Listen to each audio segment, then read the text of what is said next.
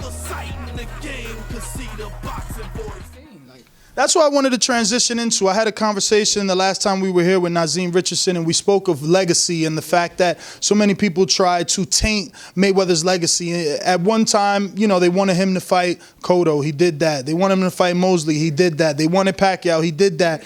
Now they want him to fight Triple G. It's never enough. They continue to question his legacy.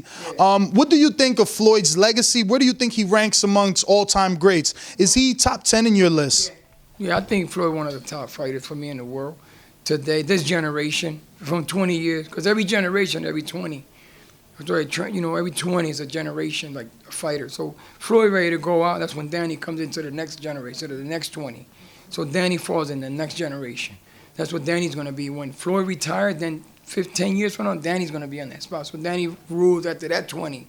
But to me, in 20 years of boxing, Floyd falls under that. To me, from the 60s on, after Ali, and then Tyson, and then, well, Ali was the greatest.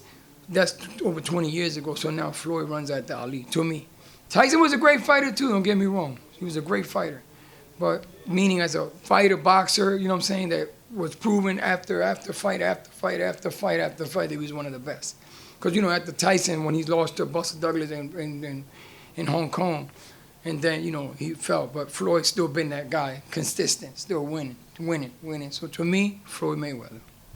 Well, I don't know if you know that Floyd made a list that featured on ESPN, and he put himself at #1 all-time great, not this generation, all-time great. And he put Muhammad Ali at #5, and there was no mention himself. There was no Ray Robinson, though. I don't remember all the names. Julio Cesar Chavez was there, the senior. Was senior in it? Okay. Well, I like the senior, but I thought Alexi was way better than him. Alexi Arguello.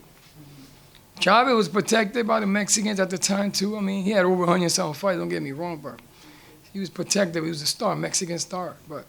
And then when he was 100-something, you know, he got his first L, I guess. When he was 99, 98 fights, undefeated, he got his first L. When is like Chavez, junior, yeah. Senior. Yeah. Yeah, but I don't know about that. I put him at #1 at 20 years now.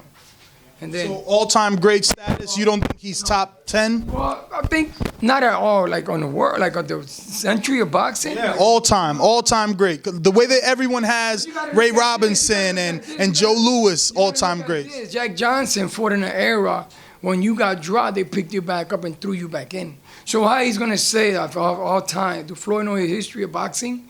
When Jack Johnson, okay, he was the longest man that ever went round, was 25 rounds. He was scheduled for 50 rounds, because boxing was scheduled for 50 rounds in the middle of a ballpark. They started at 12 o'clock in the afternoon. Jack Johnson was still fighting at 4 o'clock in the afternoon. He knocked the guy out 25 rounds later. Okay, how he's going to say that when these guys were fighting, they were scheduled for 50 rounds, and these guys were fighting when they used to get dropped. They used to corner run up and throw them back in. They got dropped or they got knocked out cold. So how he's saying that? When now you got a referee jumping in and giving you weights and all that. When these guys that have rule, Mafia ran that shit. And the Mafia told you better go in there and whoop those, they whoop your ass. So how he's going to say? He got to do history. I probably don't know. He probably don't know, you know, it's okay though, but he made a mistake on that one. So you think, a great fighter, don't get me wrong. So you think because the times were different, it's very hard to compare someone from this era with that era? 18th century, hell no. Yeah, there's no way comparing. You can compare a fighter today.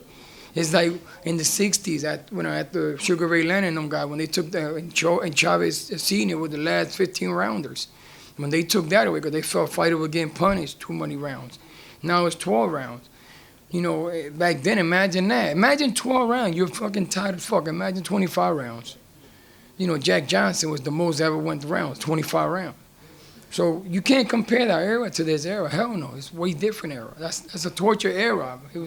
That was torture. Them guys were like, they beat themselves. By the time they retired, they were doomed. Like, it was nothing to retire off. They were completely, they made money. Johnson made a little bit of dollars, you know.